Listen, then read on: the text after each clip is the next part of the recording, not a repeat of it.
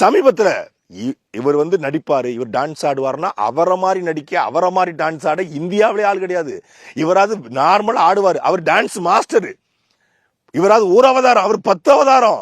52 வருஷமா சினிமால 5 வயசு குழந்தையா இருக்கும் போத அம்மாவும் நீயே அப்பாவும் நீயே அன்புடனே ஆதரிக்கும் தெய்வமும் நீன்னு களத்தூர் கண்ணம்மாள் எம்பி ஆயிட்டார் இல்லையா? அதான் சொல்றேன், களத்துல நிக்கல. களத்தூர் கண்ணம்மாள் ஆரம்பிச்சு 150 படம் நடிச்சு தமிழ்நாட்டுல கமலஹாசன் தெரியாத ஆளே கிடையாது. கட்சி ஆரம்பிச்சாரு.